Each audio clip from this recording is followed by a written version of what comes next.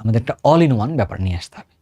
এই ক্লাসে কী কী করছি সব কিছু যদি ভাগ করতে চাই, দুইটা ভাগে ভাগ করতে হবে।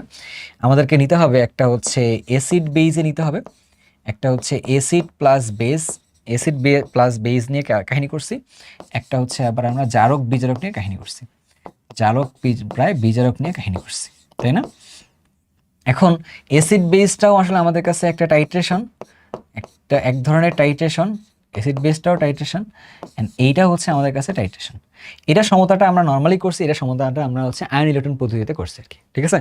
এটা সমতাটা আমরা হচ্ছে নর্মালি করে ফেলছি, এটাতে আমরা হচ্ছে নর্মালি করে ফেলছি, হ্যাঁ। আর এটার জন্য আমরা আবার কি করছি, এটার জন্য আমরা হচ্ছে আয়ন ইলেকট্রন পদ্ধতিতে করে ফেলছিলাম, বুঝছো? আমি পদ্ধতিতে কমেন্ট করছিলাম। এখানেও জারণ মান বের করতে হয়, জারণ মান বের করতে হয়, মান নির্ণয় করতে হয়, বাট নো চেঞ্জ হয় জারণ মানের, নো চেঞ্জ হয়, পদার্থগুলোর কোনো জারণ মানে চেঞ্জ হয় না। বাট এখানে আবার জারণ মানে বের করতে হয়, অ্যান্ড জারণ মানটা চেঞ্জ হয়, হ্যাঁ, চেঞ্জ হয় আর কি, চেঞ্জ হয়, জারণ মানটা চেঞ্জ হয়, বুঝছো? কেমন চেঞ্জ হয় এগুলো আবার মিডিয়ামের উপর ডিপেন্ডেন্ট থাকে আর কি, বুঝছো? যেমন ধরো আমরা যদি একটা স্পেশাল জারকের কথা বলি, যেমন KMnO4 এর কথা বলতে পারি, এই ভদ্রলোকটারই 3 ধরনের চেঞ্জ হয়, +7 থেকে Mn2+ হয়, Mn4+ হয়, Mn4+ হয়, আবার Mn6+ হয়, Mn6+ হয়, বুঝছো? এই জিনিসগুলো ঘটে। আবার বিচারক হিসেবে আমার এদের চেঞ্জগুলো আসে। এখানে আবার একটা এক্সট্রা জিনিস লাগে, এখানকার মধ্যে লাগে হচ্ছে কি লাগে, মাধ্যম লাগে, মাধ্যমটাকে ডিফাইন করতে হয়, কারণ মাধ্যম ডিফাইন হলে এই জিনিসগুলো ডিফাইন ক্লিয়ার থাকে। বাট যা অ্যাসিড বেজের ক্ষেত্রে আবার একটা জিনিস ডিফাইন থাকতে হয়, ইন্ডিকেটরটাকে ডিফাইন থাকতে হয়, কোন ইন্ডিকেটর দিলে কেমন হবে না হবে এইটা ঠিক থাকতে হয় আর কি, তাই না? আচ্ছা, এই কাজটা যখন আমরা করলাম তখন আমাদেরকে একটা পিএইচ কার্ভের দিকে যাইতে হয় বা পিএইচ গ্রাফের দিকে যাইতে হয়। যে গ্রাফটার মধ্যে কাজটা থাকে এরকম টাইপের থাকে, একটা থাকে হচ্ছে এইদিকে থাকে পিএইচ থাকে, আর এইদিকে থাকে যে ভলিউম থাকে। গ্রাফটা হচ্ছে কখনো র্যাপিডলি নামে, কখনো হচ্ছে যে এরকম করে নামে, এরকম তো ঘটনাগুলো পড়ি আমরা আর কি। কখন র্যাপিডলি নামে, কখন হচ্ছে গ্র্যাজুয়ালি নামে, এই জিনিসগুলো আমরা দেখি। স্ট্রং এসি স্ট্রং বেজ হলে গ্র্যাজুয়ালি যায়, বাট এটা যদি উইক কোনো সিস্টেম থাকে হুট করে বাড়ে অথবা হুট করে কমে, এই ঘটনাটা ঘটে। এখান থেকে আমরা জিনিসটা দেখি। এইখানে আবার আমরা জিনিসটা দেখি, আমরা হচ্ছে যে মিশ্রণের প্রকৃতি নির্ণয় করা শিখি, আমরা এখান থেকে ভালোভাবে শিখলাম। সে কিন্তু এইখানে আবার যখন ম্যাথ ট্যাথগুলো আসলো তখন আমরা আবার এখানে ভেজালের ম্যাথ কিছু করলাম, ভেজাল নির্ণয় করলাম অথবা বিশুদ্ধতা নির্ণয় করলাম, এই কাজগুলো আমরা করলাম। তবে করার সময় আমরা যে একটা ফর্মুলার হেল্প নিলাম, S1V1 ডিভাইডেড বাই S2V2 সমান N1 ডিভাইডেড বাই N2, টাইট্রেশনের মূলনীতির এইটা হেল্প নিলাম। এটা এখানেও কাজে লাগলো, এটা এখানেও কাজে লাগলো, আমরা এগুলোর বেনিফিটগুলো দেখলাম। কিন্তু শুধুমাত্র তাই নয়, প্রত্যেকটা কেসে আমাদের একটা জিনিস মাস্ট লাগতেছিল, সেটা হচ্ছে ঘনমাত্রা নির্ণয়। এটা ঘনমাত্রা নির্ণয়ের জন্য C সমান N/V, এই ফর্মুলাটাই মোটামুটি এটাকে ভাঙলে চুনলে ইউজ করা যায়। এটা যেমন ধরো এইখানেও ইউজ হয়, এটা আবার তেমন এরকমও জায়গায় ইউজ হয় কি আর কি, বুঝছো? ইউজ করার সময় কি কি হইলো, এটার কিছু ইউনিট ছিল, যেমন মোলারিটি একটা ইউনিট, যেমন নর্মালিটি একটা ইউনিট, পার্সেন্টেজ একটা ইউনিট, ppm একটা ইউনিট। সবগুলোর মাঝখানে আমরা কনভার্সনগুলো খুব ভালো করে দেখলাম। শুধু এটা ভালো করে দেখলামই না, এটা আবার ভালোভাবে আত্মস্থ করলাম উইথ প্রপার প্র্যাকটিসের মাধ্যমে আর কি, বুঝছো? এই সবগুলো প্র্যাকটিস যখন করতে গিয়ে সবার জন্য কিছু হোমওয়ার্কের ব্যবস্থা করলাম, যাতে করে হোমওয়ার্কটা করলে কি হবে, নিজেরা নিজেদের জায়গাগুলো বুঝতে পারবো, বুঝে বুঝে সামনে আগাইতে পারবো আর কি। সব কাজগুলো যখন করা শেষ, রাইট নাও আমাদের কাছে অ্যাপ্লিকেশনের পালা। অ্যাপ্লিকেশন যা যা শিখলাম এগুলোর অ্যাপ্লিকেশন হিসেবে আমরা তখন নিয়ে আসলাম কোথায়, আমরা গেলাম হচ্ছে আয়োডোমেট্রি অ্যান্ড আয়োডিমেট্রি পড়লাম। ওকে, আচ্ছা। এরপরে আবার ধরো ঘনমাত্রা বের করার জন্য নতুন কিছু ব্যাপার ছিল। বিয়ার অ্যান্ড ল্যাম্বার্ট নামে একজন ভদ্রলোক ছিল, তখন তারা লাইট ম্যাটার ইন্টারেকশন কনসেপ্টটাকে ইউজ করে আমাদের কাছে কিছু জিনিসপত্র দিল, এ দিল, টি দিল, এই জিনিসগুলো দিল।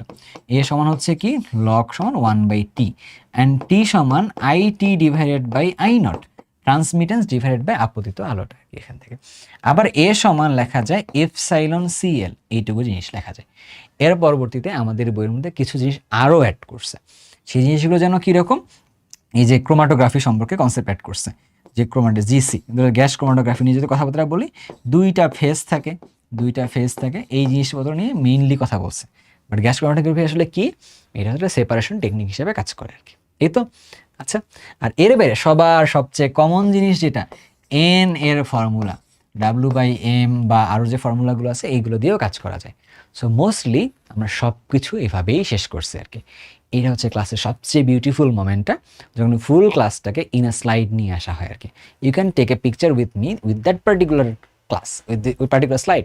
তখন তুমি এটাকে ইউজ করতে পারো হচ্ছে যখন তুমি ক্লাস নোটটা সাবমিট করবে আর কি, বুঝতে পারছো?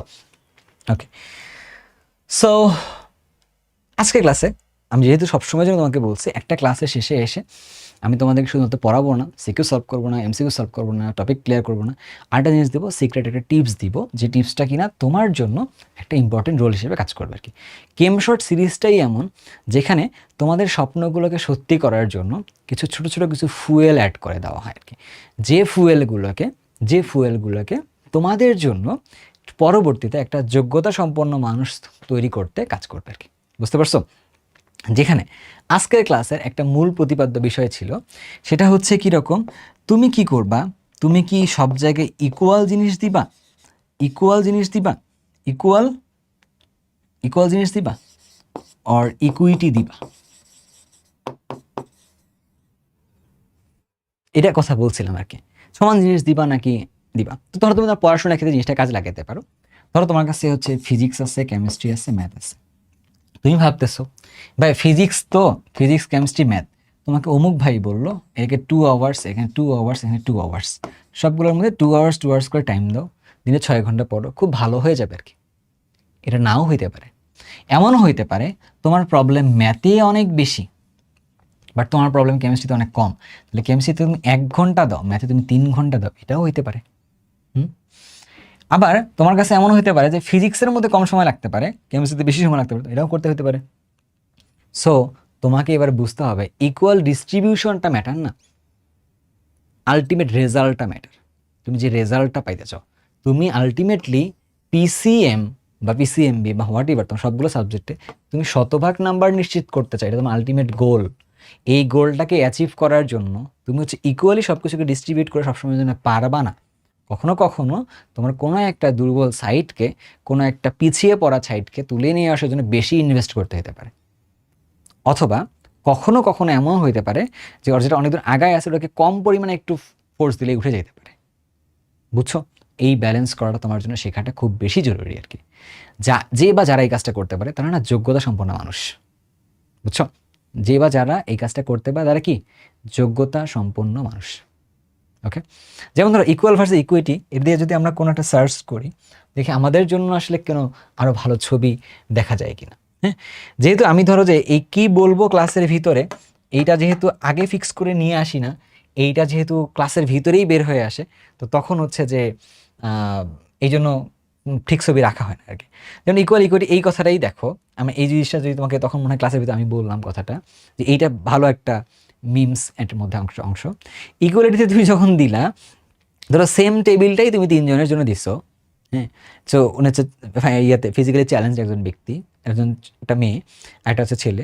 তো সবাইকে যখন এনেছে হাইট লম্বা, একটা ছোট, তো তুমি কি করতে পারতেছো, তুমি ধরো যে আমি ধরো এইটাকে একটু এটা থেকে দেখাই, ধর তুমি কি করলা, তুমি যে কাজটা করলা যে সেম পরিমাণে একটা জিনিস, একটা টুলের মতো সেম সাইজের টুল 3 জনকে দিছো, ইনি খুব ভালো দেখতে পায়, ইনি কম দেখতে পায়, ইনি কম দেখতেই পাচ্ছে না। ইকুয়ালিটি দিলে সবসময়ের জন্য বেটার রেজাল্ট আসবে না। তোমার কাছে ইকুইটি যদি তুমি দিতে, তাহলে কেমন হইতো যে ওনার জন্য কিন্তু আসলে এটা দরকার নেই টুলটার, তোমাকে দিয়ে লাভটা কি? এনার জন্য হচ্ছে 2টা টুল দরকার হলো, এটা বেটার। এনার জন্য একটা আরেকটা জিনিস দরকার, উনি এখানে উঠতে পারো না বাবা, ওর জন্য ওঠার জন্য একটা আলাদা সিঁড়ি করে দিলে তার জন্য বেটার আর কি। তো তোমার আলটিমেট টার্গেটটা কি হইতে হবে, তুমি এই 3 জনকে দেখাই দিতে চাও, এটা এই নজরটা থাকাটা খুব বেশি জরুরি। হ্যাঁ, একটা মানুষের ক্ষেত্রে মানুষ তো সবাই তো চোখে দেখে, কিন্তু সবাই ঠিক জিনিসটা চোখে দেখে না, বুঝছো? এই জিনিসটাকেই তৈরি করতে হবে আর কি। একজন যোগ্যতা সম্পন্ন মানুষ হিসেবে এই জিনিসটাই যখন তুমি তৈরি করতে পারবা, তখন তোমার জন্য অনেক ভালো কিছু অপেক্ষা করবে, তোমার মাধ্যমে সমাজটা অনেক ভালো কিছু দেখবে আর কি। সো আমি আমার এই কেম শর্ট সিরিজটার মধ্যে বাবা এই জিনিসটা চেয়েছিলাম যে আমার ক্লাস আমার কাজ, আমার কথা দিয়ে মানুষের লাইফে একটা পজিটিভ ইম্প্যাক্ট পড়ুক আর কি। ঠিক আছে, মানে এই জিনিসগুলো কখন হয়, যখন একটা বড় অডিয়েন্সের সামনে যেতে পারে তখন। ঠিক আছে, তোমরা আমাকে যতগুলো বড় অডিয়েন্সের সামনে নিয়ে যাবে, আমি তত তোমাকে একজন ভালো মানুষ তৈরি করার জন্য, একজন যোগ্যতা সম্পন্ন মানুষ তৈরি করার জন্য তত বেশি স্টাডি করবো, ওই জিনিসগুলো তোমাদের মাঝখানে দেওয়ার চেষ্টা করবো আর কি। তো আমার কাছে তুমি শুধুমাত্র রসায়ন পাবা না, তুমি আমার কাছ থেকে ওই জিনিসটা পাবা, তোমার যে ড্রিমটা আছে সেই ড্রিমটা তুমি কেমনে ডুতে কনভার্ট করতে।